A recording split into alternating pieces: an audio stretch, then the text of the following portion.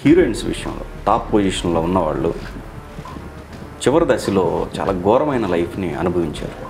సావిత్రి గారి దగ్గరికి వచ్చేటప్పటికి వి ఫీల్ జమినీ గణేషన్ గారి ఇష్యూ వల్ల. అంటే మీరు నవ్యాంధ్ర ఫిలిం ఛాంబర్ ఆఫ్ కామర్స్ని స్టార్ట్ చేసినట్టున్నారు కదా? అదే లేదండి, అది మోసపూరితమైన ఛాంబర్. అంటే డబ్బులు ఏదో ఒక టార్గెట్ పెట్టుకొని ఆ డబ్బుల తర్వాత పరారీ అయిపోయేలాగా. The chamber run by Chandrababu Naidu అని. నాకు వెంటనే పార్టీ ఆఫీస్ నుంచి కాల్ వచ్చింది. క్యారవాన్ కల్చర్ వచ్చిన తర్వాత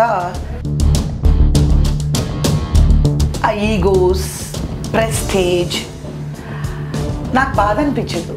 నవ్వుకుంటాను నేను, అయ్యో పాపం వీళ్ళకి తెలియదు, ఇది శాశ్వతం కాదు.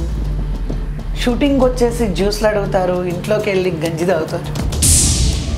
అంటే ఓన్లీ సాంగ్స్కే పరిమితం అంటారా హీరోయిన్స్? ఏం లేదు కదండి, ఏముంది. ఇప్పుడు గుండె జారి గల్లంతైన్లో అమ్మాయి నేను ఒక అల్లు అర్జున్కో, లేకపోతే ఒక జూనియర్ ఎన్టీఆర్కో, లేకపోతే whoever, ఒక Samantha, Anushka, let it be any heroine or let it be any hero, నేను మదర్గా చేయడానికి వాళ్ళే చెప్పమనండి. లేదు కవిత గారు మదర్ రోల్కి మాకు పనికిరారు చెప్పమని చెప్పండి. ఆర్టిస్ట్ ప్రదీప్ చనిపోయినప్పుడు చాలా భావోద్వేగానికి లోనయ్యారు. ఇప్పుడు వాళ్ళిద్దరికీ పెళ్ళయి 8 నెలలు, 4 నెలల నుంచి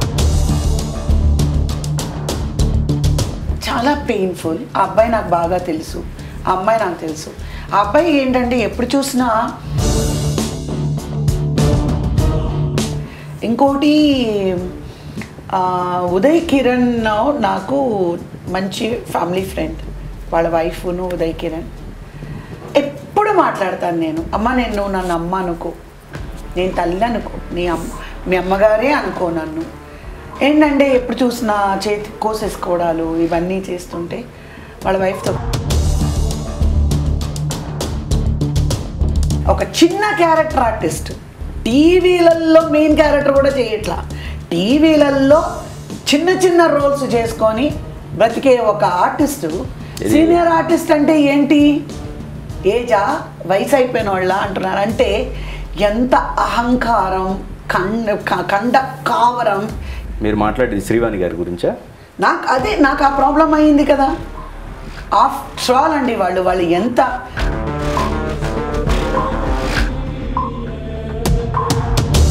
పళ్ళు రాలగొట్టాలి నేను, కానీ నేను అలా చేయలేదు. చెప్పు తీసుకొని కొట్టాలి నేను.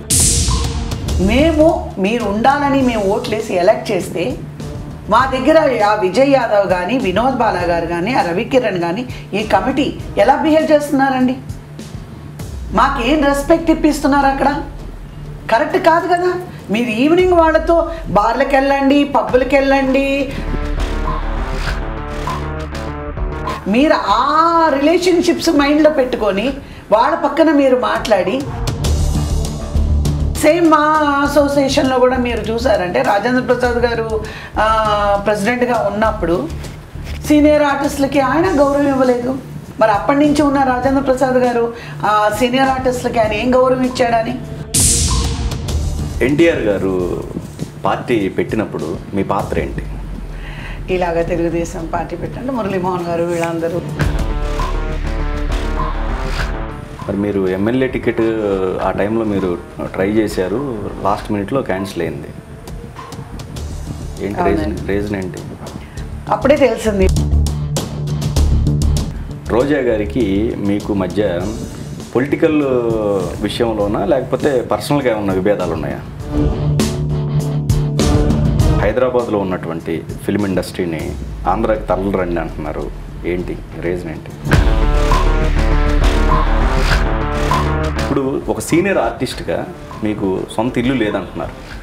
మరి చిత్రపూరి కాలనీ లాంటిది మీ యాక్చువల్గా మీలాంటి సీనియర్స్కి అలాట్మెంట్ జరగాలి. సో ఎందుకు జరగట్లేదు? ఎందుకు జరగట్లేదంటే వాళ్ళ ఇష్టం. నేను 10 years నుంచి అడుగుతుంటే ప్రతి నెల ఎవరెవరో నాన్ ఫిల్మీ పీపుల్ కూడా రిజిస్ట్రేషన్స్ చూస్తున్నాం మేము. సో డెఫినెట్గా మేము గవర్నమెంట్తో నేను మాట్లాడతానండి. ఇది కమ్యూనిటీ పరంగా వస్తే ఎన్నోసార్లు నేను ఎందుకు వైశ్య కుటుంబంలో పుట్టాను అని ఫీల్ అయిన రోజులు చాలా ఉన్నాయి. అంటే వెళ్ళి అందరికీ ఫోన్లు చేసి అందరు ఆఫీసుల చుట్టూ తిరిగి నాకు వేషం ఇవ్వండి అని అడిగే సిచ్యువేషన్ మాది కాదు. ప్రతి ఒక్కరిది పుట్టు పూర్వోత్తరాలు నేను చెప్పడం మొదలుపెట్టానంటే